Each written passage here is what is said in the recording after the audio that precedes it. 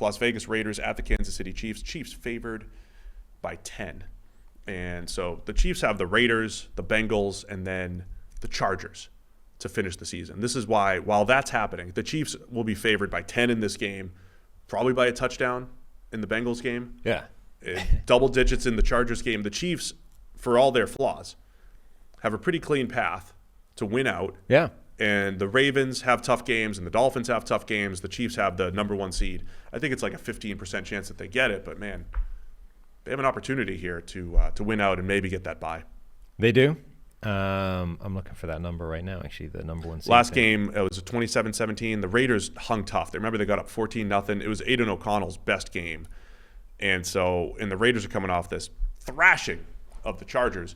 Feels like they need more of that, right? They need to have this game. I mean, Kansas City's not going to turn it over the same way the Chargers did, but the Raiders, the way they played last time around, the defense wasn't great, but the offense did move the ball, and it was one of those, they hit high leverage plays, right? They hit downfield throws. They hit the types of plays you need to beat the Chiefs if the Raiders are going to pull this upset on Christmas, on the Nickelodeon game, by the way. Got a Nickelodeon. That's still happening? Yeah. I don't know if it's like Nickelodeon animation, or if it's just watch the game with the slime and all that, but my kids are really excited. Yeah. They've been asking for the next Nickelodeon game. It's Christmas Day at 1. Okay. That makes sense. The Chiefs are 11% to get the number 1 seed. Yeah. I mean, off the top, I would calculate it closer to 20. Okay. In my head. Cool. I think it's closer to 20. They have an opportunity. Yeah, fair enough. Yeah, like the Raiders are fresh off like a 40-point margin of victory, and they're underdogs by 10 points. A week after they lost 3-0. Yes. Yeah. Not a lot of logic happening, like a lot of transient property between the Raiders on a week-to-week basis. I mean, look, the story for the Chiefs has been the same all season long. Their defense is really good. They will probably cause that Raiders offense to have major problems. And then it's like, can they get out of their own way on offense? Can they stop making mistakes across the board? Can Kadarius Toney catch a football without Stickum? Can Mahomes last the game without blowing his top because other people keep screwing it up?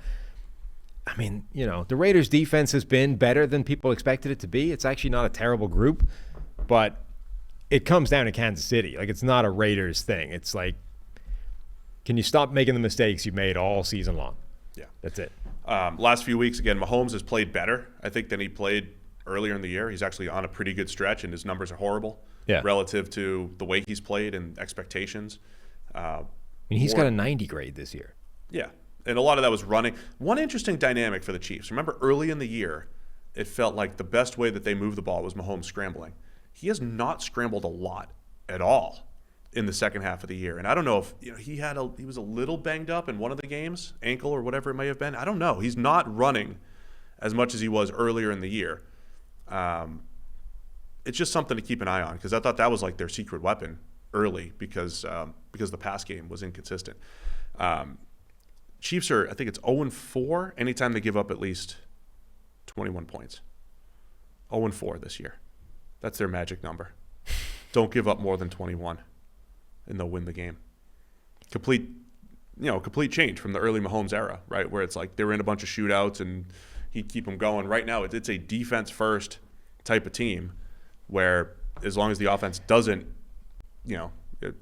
stays out of their own way, they should be able to win. This is true for any Raiders game, but Max Crosby has a chance to really cause this offense problems. He was real hurt last game. Yeah. He had one pressure. It was a late sack. He did not have any wins, but they doubled him a ton too. They gave him a lot of attention. Right, and they will, I think, this game again, because one-on-one, him against Juwan Taylor is a matchup that would go in Crosby's favor. Juwan Taylor's given up quite a lot of pressure this year. His big thing, though, is 18 penalties, which leads the league. And, you have that constant razor's edge between, is he too far off the line? Is he going too early? Are we going to flag it? Are we going to let it go? Like, he's dealing with that in addition to the fact that he probably can't block Max Crosby one-on-one. So, yeah, they're going to give a ton of attention to Crosby, which opens up space on the other side, right? Malcolm Kuntz, can he have a big game against the left tackle for the Chiefs, who won't be Wanye Morris, third-round rookie, right? Who's not even as good probably as Juwan Taylor on the other side. It does start to open up ways where you say there can be negative plays in this offense that are forced by the Raiders, in addition to the ones that the Chiefs are creating by dropping passes and not being where they're supposed to be. If they start copping holding calls, false starts, If there's sacks in there, it's very difficult to sack Mahomes, but if they're able to get him on the ground a couple of times, previous seasons wouldn't make a difference. The Chiefs' offense is able to overcome that, not an issue.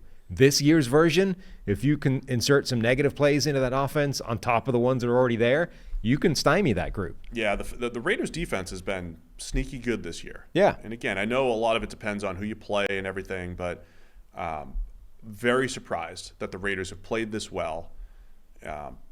They haven't played as well against better teams, but they hung tough against Miami, and they did all right for half the game against the Chiefs last time around. So just something to keep an eye on if the Raiders can remain feisty on the defensive side of the ball without a ton of name talent and at least keep this close. Chiefs by 10 here, though. Where are you going to go? Man, 10's a lot for this Chiefs offense that just doesn't look itself. They won by 10 in the other matchup in Vegas. Yeah. I don't like it. Don't like it. Chiefs will not continue to make all those mistakes. I'm going to go with the Raiders, keeping it within 10. I'll take the Chiefs, covering the 10.